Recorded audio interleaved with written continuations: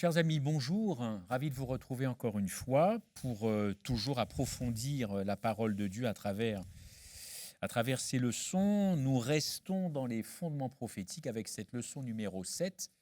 Je vous retrouve juste après le générique pour vous présenter mes invités. À tout de suite.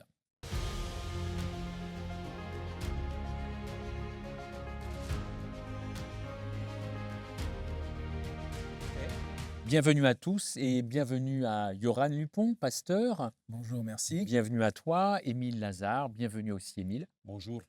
Bonjour à tous, bonjour tous les deux. Soyez donc les bienvenus. Bible, stylo, notes, bloc-notes, tout ce que vous pouvez, n'hésitez pas. La mémoire est oublieuse, alors il est très bon de noter, de prendre des notes évidemment. Je vais laisser la prière donc à Yoran avant de commencer. Notre Dieu, alors que nous allons ouvrir ta parole, nous te demandons, Seigneur, la présence de ton esprit et ta sagesse également, dans le nom de Jésus. Amen. Amen. Amen. Merci Yoran. Et alors, bien nous y sommes. Nous continuons en tout cas cette étude avec cette leçon 7. Je propose peut-être donc à Émile de lire le verset qui était à mémoriser, très court aussi, celui-ci dans Ésaïe 6, 8. Et nous avons évidemment beaucoup de choses à dire, et notamment sur les chérubins et sur bien d'autres choses encore, la sainteté de Dieu. Alors, Ésaïe 6, verset 8, Émile. J'entendis le Seigneur qui disait, qui enverrai-je? Qui ira pour nous? Je répondis, je suis là, envoie-moi. Envoie-moi. Très beau texte d'Ésaïe, évidemment. On aura peut-être l'occasion, et même sûrement de le commenter. Mais j'ai envie de vous dire, on utilise, je peux me tromper, ce verset souvent pour parler d'évangélisation. Quand une communauté recherche des travailleurs, ceux qui veulent s'engager, c'est souvent ce verset, j'entends, qui enverrai-je? Qui ira pour nous? Je suis là, envoie-moi. Est-ce que c'est si difficile? Première question, je n'ai pas forcément prévu, mais bon, c'est pas grave. Est-ce que c'est si difficile de travailler pour le Seigneur, heu, comme Ésaïe a pu répondre en tout cas? Pourquoi parfois c'est un peu compliqué de prendre en main l'Évangile et d'aller en parler, pas forcément au bout du monde, d'après vous? Quels seraient nos freins et Alors, nos réticences? la décision ici d'Ésaïe, elle est spontanée, elle est naturelle, c'est pas ça le plus difficile. Le plus difficile, une fois qu'on a dit Envoie-moi? me voici, Vas-y. envoie-moi, c'est après la difficulté, c'est la complexité du monde, la complexité de ceux vers lesquels le Seigneur nous envoie. C'est peut-être ça la difficulté, non? Bon, si on regarde le contexte, ce qui précède la réponse d'Ésaïe, Oui, c'est la prise de conscience de sa vraie situation. tout à fait. On allait Parce qu'à venir, un oui. moment donné, il a une vision, il se trouve devant le trône de Dieu. C'est l'année, on nous dit que c'était l'année de la mort du Mort roi du roi Osias. Ozias. Le roi Osias était un roi, on peut dire, assez bon, qui a placé sur la carte politique le royaume de Juda, qu'il a réussi quand même à défendre bien les frontières. On a cette description du règne d'Ozias Mmh. dans les chroniques. Et l'année de la mort du roi Ozias, ça crée quand même des questions dans la tête de plusieurs Mmh. euh, juifs qui se trouvent à Jérusalem. Mais qu'est-ce qui va se passer maintenant? Et parmi ces juifs, c'est Ésaïe qui se pose la question, quel sera notre avenir? Il a cette vision qui se trouve là où il y a le centre du pouvoir, parce que pour lui, le centre du pouvoir, c'était le roi Josias. Mais Dieu lui montre que le vrai centre du pouvoir, c'est dans le ciel, Mmh. c'est le trône de Dieu. Et quand il se voit là-bas, il se sent d'un coup petit, il se sent malheureux, parce qu'il n'est pas capable, il Pécheur, voit qu'il est en incapacité ouais. de remplir les conditions nécessaires pour se trouver dans cet endroit.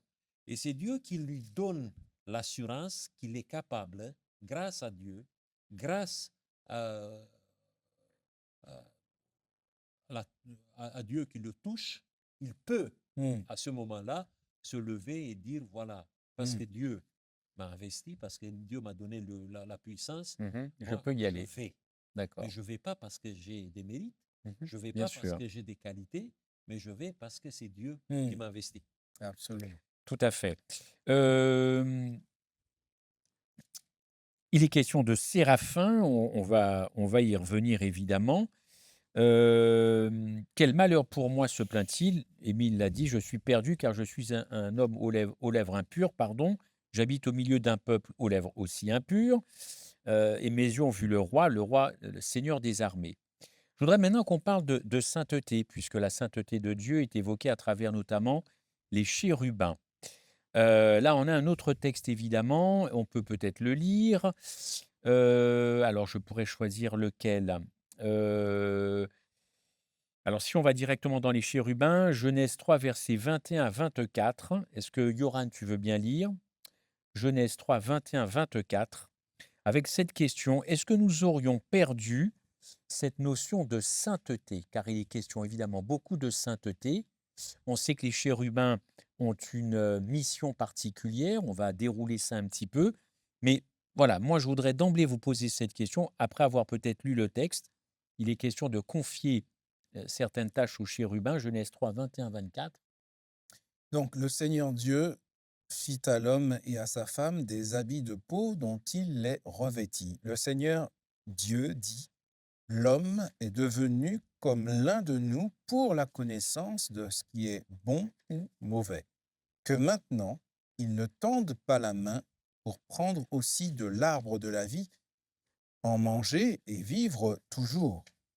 Le Seigneur Dieu le renvoya du jardin d'Éden Mhm. pour qu'il cultive la terre d'où il avait été pris. Alors, si on avance un petit peu, il y a deux séraphins qui sont plantés dans le jardin d'Éden pour éviter qu'il y ait à nouveau des problèmes.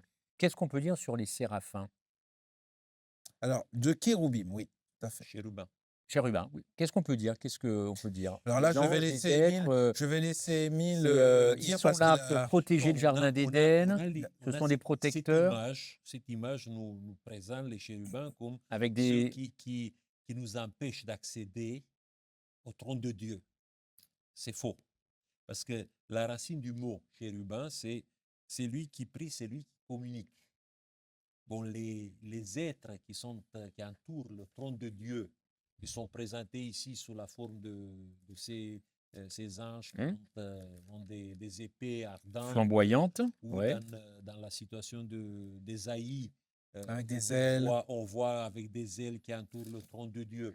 Euh, Qu'est-ce que vous vous en savez, pensez? c'est une image de la puissance de Dieu. Ce sont les êtres, hein, qui représentent, on peut dire comme ça, représentent la force, la puissance, Oui. les qualités de la divinité.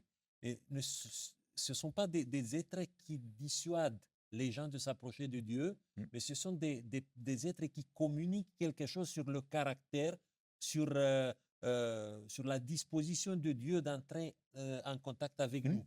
Et même ces images avec les chérubins qui protègent le jardin d'Éden, ils protègent le jardin d'Éden pour que ce jardin reste en état, que ce jardin ne soit pas touché par le Ne péché, soit pas en souillé, ouais. attendant que Mhm, Dieu fait son œuvre de salut, de rédemption de la race humaine, Mhm. et pour lui donner, pour lui rendre intact mhm, ce lieu que Dieu a placé, que nous a donné tout au début de la création. C'est pas pour nous dissuader, c'est pas pour Oui. nous, voilà, nous empêcher d'avoir accès à Dieu, mhm, mais c'est pour nous, mhm, nous aider, pour protéger, si vous voulez, mhm. quelque chose, un D'accord. idéal que Un nous idéal. devons toujours avoir Et que, dans notre aspiration. et que nous allons retrouver. Ouais. On est d'accord. Alors justement, une question. Oui, Yoran? Juste une chose avant d'avancer, j'ajoute aussi que dans Hébreux 1, verset 14, clairement, il nous est dit que les anges dont font partie les kéroubim sont des êtres spirituels. Donc, D'accord. peut-être il faut être très prudent et aussi peut-être aussi très humble quand on aborde ces questions, pour ne pas s'attacher forcément à telle description ou telle Mm. description, c'est-à-dire des ailes ou alors ou tel aspect, etc. Parce que la Bible nous dit avant tout que ce sont des êtres spirituels. Spirituel. Ils peuvent effectivement prendre une forme matérielle, Mm. humaine ou animale, Genèse 3, mais ce sont avant tout des êtres spirituels. D'accord. Alors, Ce sont les personnes, les créatures de Dieu qui représentent le plus, si on peut dire comme oui. ça, les, la, la mascotte, ce sont les mascottes de la divinité qui D'accord. représentent le plus qui est vraiment Dieu. N'oubliez pas qu'il y avait un chérubin qui se trouvait en présence de Dieu et Oui, qui à un oui, moment donné a chuté. qui a chuté. C'est Ouais. ça. Et c'est lui qui est l'auteur du mal. D'accord. Alors, sans rentrer dans les détails, est-ce que Lucifer n'était qu'un esprit? Si on rejoint un petit peu ce que tu dis, mais ce sera peut-être Mais, un autre débat. mais Non, mais pourquoi tu dis qu'un esprit? non, mais je Pourquoi reviens tu juste dis là-dessus. n'était qu'un Moi, ce qui esprit? m'intéresse, c'est Dieu aussi a un esprit. on va rester. Voilà, c'est Voilà, ça. d'accord. Pourquoi Non, mais qu'un esprit? si on reste dans le jardin d'Éden, puisque effectivement ces deux chérubins sont là pour protéger, bon, Émile nous a fait comprendre un petit peu tout ça, mais moi j'ai une petite question parce que des fois je l'entends dans certaines communautés. Quand on reviendra à cet idéal perdu il y a un peu plus de 2000 ans, est-ce que nous aurons encore la possibilité de pécher? Dans le paradis, aurons-nous à nouveau cette liberté de pécher? C'est une question Dieu, qui est... Dieu ne change pas. Dieu reste le même d'éternité en éternité. Dieu est un Dieu de liberté. Il crée les êtres libres. Il a créé l'homme libre. Il a créé les anges libres. Oui, Je ne crois pas que Dieu va se renier en privant, en nous privant de nouveau sur la nouvelle terre de cette liberté. Maintenant, alors, ce qui ouvre une porte, ça veut dire que, en théorie, le péché pourrait de nouveau exister. Eh bien, c'est une vaste question. Je vais essayer de répondre c'est pour ça rapidement. que je la pose. Oui et non. Lorsque j'étais enfant, un jour, je ne sais plus quel âge j'avais, peut-être 6 ans, peut-être 5 ans, je ne sais pas, je me suis posé la question, qu'est-ce que ça fait si on met son doigt sur un fer à repasser chaud? J'ai fait l'expérience, mon doigt a ressemblé pendant plusieurs jours à un morceau de poulet cuit, d'accord? Mm. Et à mon âge, encore aujourd'hui, je n'ai jamais eu l'idée de recommencer. D'accord. Cette expérience T'as servi. m'a marqué. Je crois que euh, les êtres humains qui vivront sur la nouvelle terre seront des hommes et des femmes qui seront rescapés, réellement rescapés de l'expérience du péché et qui n'en voudront plus. Et en fait, non seulement les êtres humains, mais les anges et l'univers, parce que les anges, c'est du sein des anges que le péché est apparu, et l'univers tout entier ne voudra plus revivre l'expérience du L'expérience péché. du péché. Et ce que Dieu est en train de faire, nous le croyons en tant qu'adventistes du 7e jour, c'est qu'au travers du jugement, qui se déroule en 3 étapes, Mm. Dieu est en train de sevrer l'univers du péché. Non seulement d'éliminer le péché, mais sevrer l'univers du péché. Ce que je veux dire, c'est que l'élimination du péché, c'est d'abord dans les esprits. C'est que plus personne n'y trouve aucun bénéfice, Aucun intérêt. aucun bénéfice. intérêt, D'accord. plus jamais. Chaque fois que nous péchons, c'est que nous nous sommes laissés tromper par le péché. C'est que nous avons cru que nous pouvions en tirer quelques bénéfices. Mais à un moment donné, nous aurons compris, l'univers aura compris toute l'horreur du péché et évidemment notre nature qui n'est pas neutre, notre nature humaine actuellement qui tend vers le péché sera changée. Nous retrouverons cette liberté qu'avait Adam au début, mais avec la maturité Parce que qu'il nous aurons n'avait fait pas. l'expérience du mal. Voilà, avec la maturité qu'il n'avait pas. À toi, Émile. Bon, oui. Il y a un texte intéressant qui se trouve dans le livre du prophète Nahum, chapitre 1, le verset 9, qui parle que la détresse ne paraîtra pas 2 fois. Tant mieux. Et il y a des interprètes de ce texte qui disent que ça, c'est une assurance de la part de Dieu, Oui. que le mal ne reviendra pas dans une terre renouvelée. Et moi, je crois que ça ne reviendra pas. Pourquoi? Parce que comme Yoran. Yoran disait, on est des rescapés là-bas. Il y a des témoins qui peuvent parler de ce que le mal peut apporter dans le monde. Et nous avons vécu ça. C'est comme les rescapés d'Auschwitz. Mm. Vous savez, quand tu entends un témoin d'Auschwitz qui te décrit l'indicible, ceux qui l'ont vécu là-bas, tu te rends compte que des idées qui peuvent paraître, bon, un peu anodines, sans peut-être pas très, très dangereuses, comme l'antisémitisme, oui, ou le racisme, ou des choses comme ça. Bon, ça ne peut pas arriver jusqu'à là. Et quand tu entends quelqu'un qui a vécu l'enfer d'Auschwitz, tu te rends compte qu'il faut mettre les garde-fous beaucoup plus loin Mhm. dans ce que tu dis, ce que tu fais. Mm. Et c'est la même chose sur la nouvelle terre. Et n'oubliez pas que les marques de Jésus vont rester pour l'éternité, pour nous rappeler qu'est-ce que le mal lui a fait.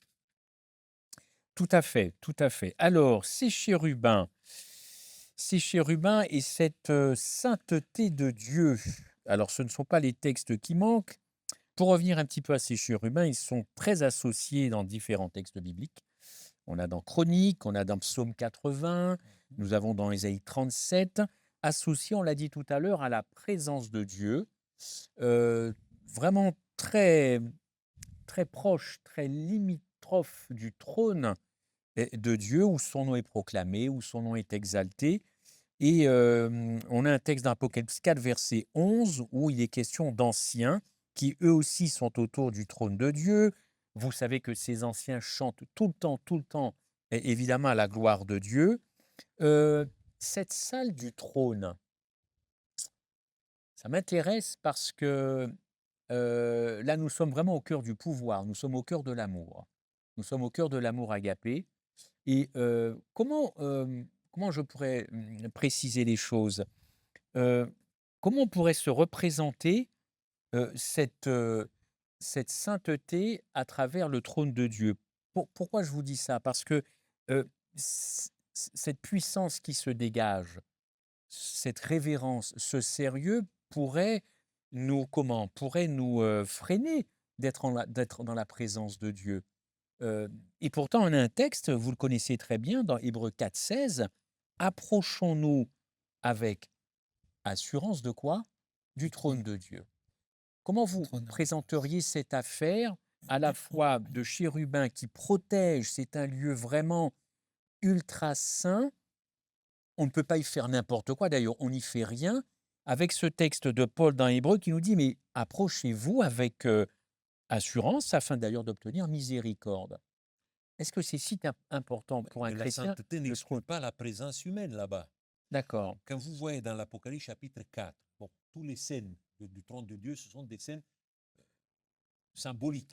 On voit ça en Ézéchiel, une description du trône de Dieu qui n'est pas la même exactement comme la description d'accord. d'Ésaïe, qui n'est pas la même comme dans l'Apocalypse.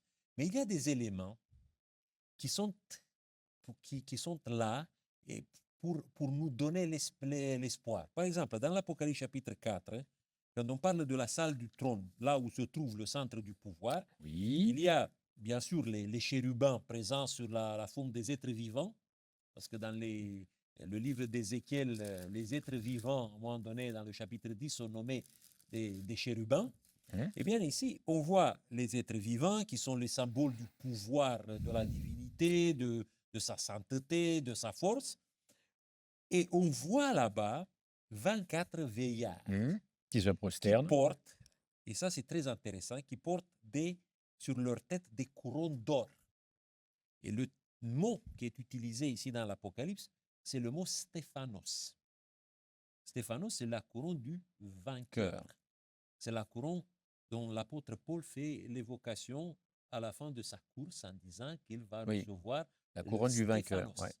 Jésus, il ne porte pas le Stéphanos dans l'Apocalypse. Jésus, il porte la diadéma.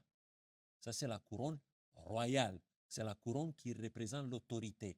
Et la couronne qui montre que tu as gagné une course, que tu as gagné tu as obtenu la victoire dans une bataille, c'est le Stéphanos. Et les 24 veillères qui sont ici représentent la race humaine.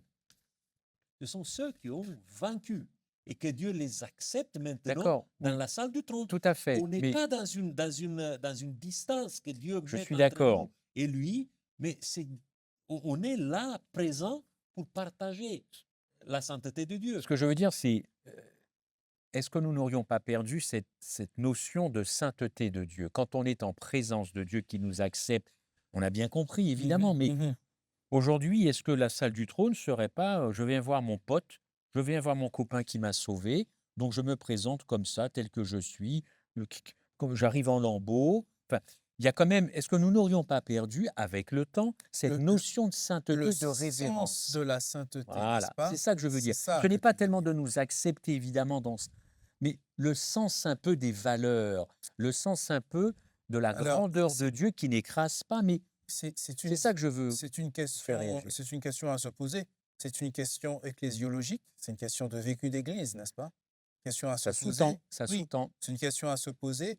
Je pense qu'il faut trouver une sorte d'équilibre, à mon avis, parce que Dieu est cet équilibre entre proximité extrême. Jésus, c'est Dieu qui s'est fait homme et qui a vécu parmi les hommes, n'est-ce pas? Donc, proximité extrême et en même temps le Très-Haut. Le Très-Haut, c'est-à-dire celui qui donc je pense qu'il ne faut tomber ni d'un côté, ni de l'autre, parce que l'inverse aussi est vrai, hein, à force de solennité, de choses comme ça, Oui, et on est toujours dans l'équilibre, on est d'accord. voilà. Et on doit être dans l'équilibre. Mais bon, voilà, c'est une question. Émile, un mot, peut-être?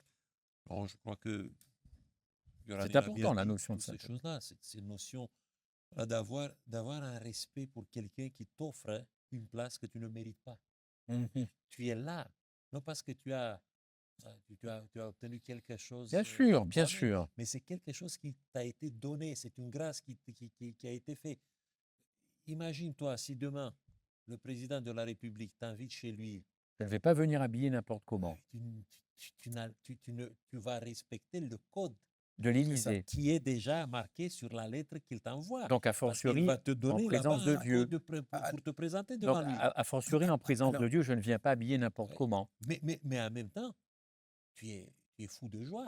Oui, bien sûr. Tu es exactement. fou de joie. Ah, mais ça, il n'y a pas de Le fait que souci. tu vas porter un code vestimentaire qui montre le respect par rapport à la personne qui t'a Oui, bien invité, sûr, oui. ça n'abîme pas, ça n'abaisse pas Non, non. D'ailleurs, ta je joie. serais plus fou de joie d'être reçu par Dieu Ouais. que par l'Élysée, c'est sûr. Alors, ça me permet de rebondir rapidement, je ne sais pas combien de temps on a, Non, mais vas-y. effectivement, Jésus a raconté l'histoire euh, d'un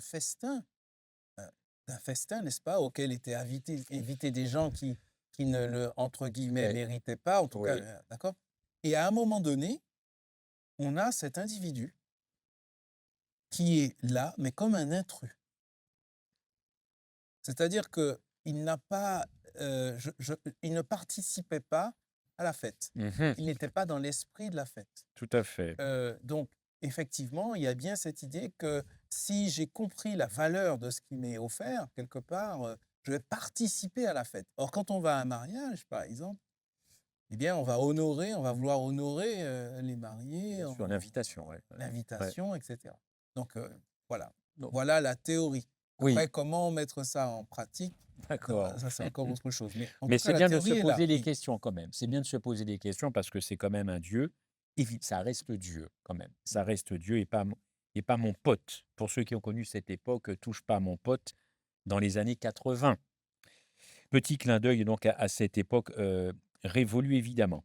Alors, on ne va pas forcément voir si les chérubins ont un petit peu entamé ce discours, parce qu'on en parle encore, hein, c'est la leçon de mardi, toujours très présent dans d'autres textes.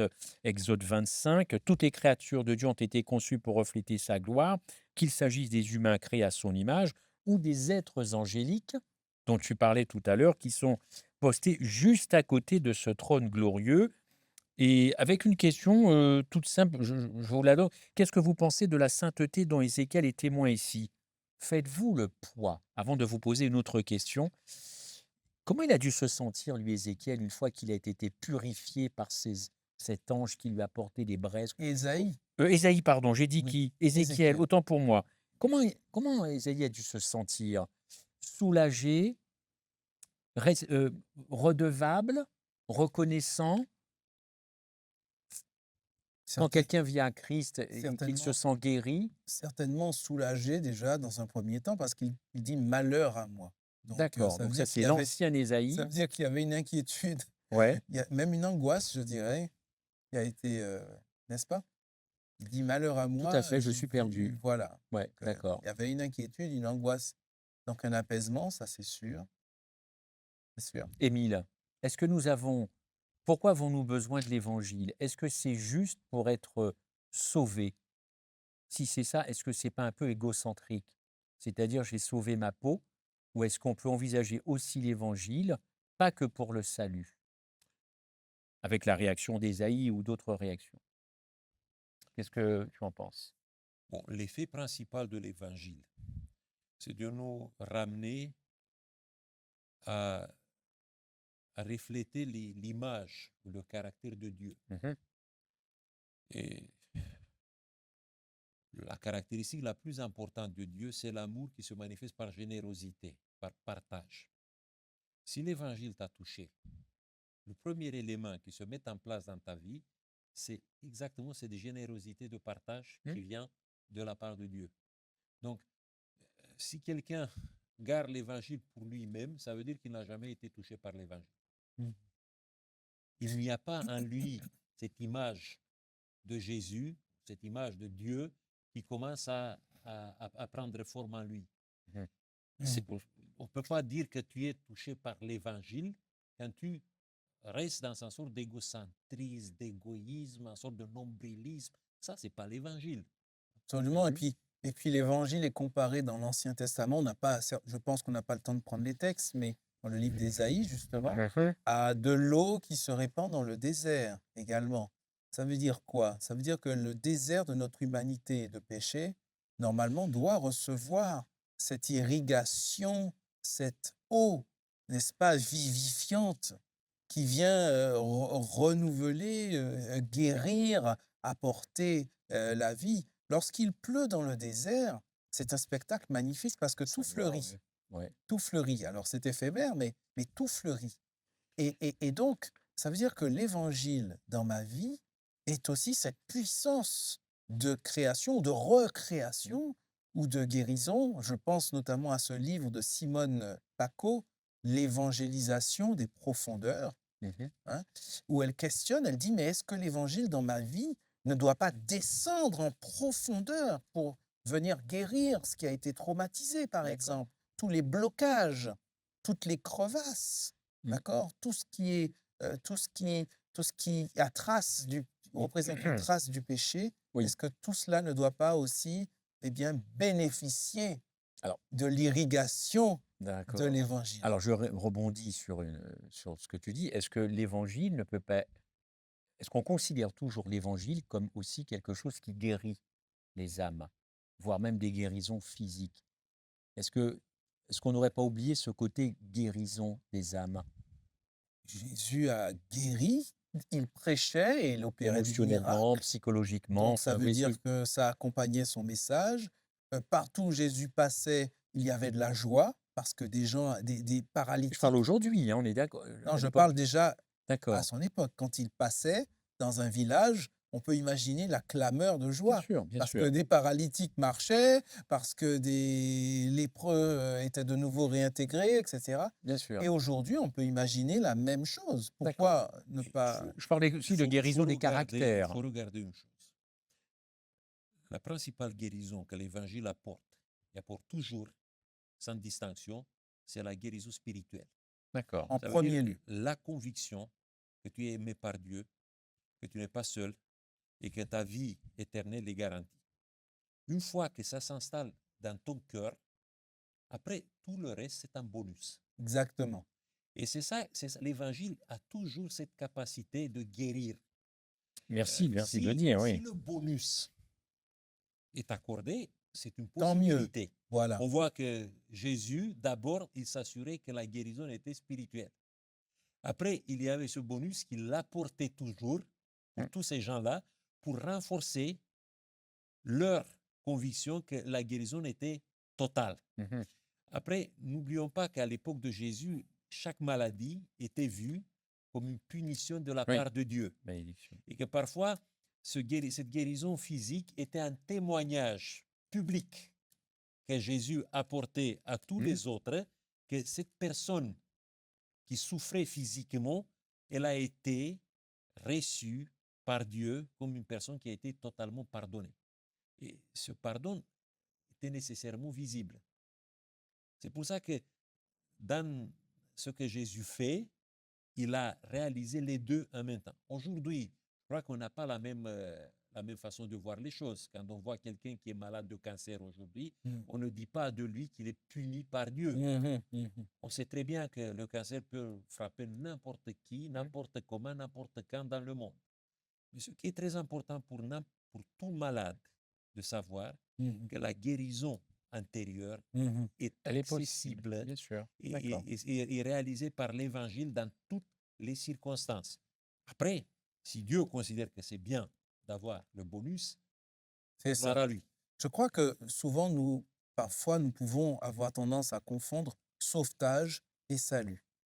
Et parfois, nous voulons mesurer l'amour de Dieu en fonction des sauvetages qu'il Oui. peut opérer, Mhm. en oubliant le salut qui a été fait.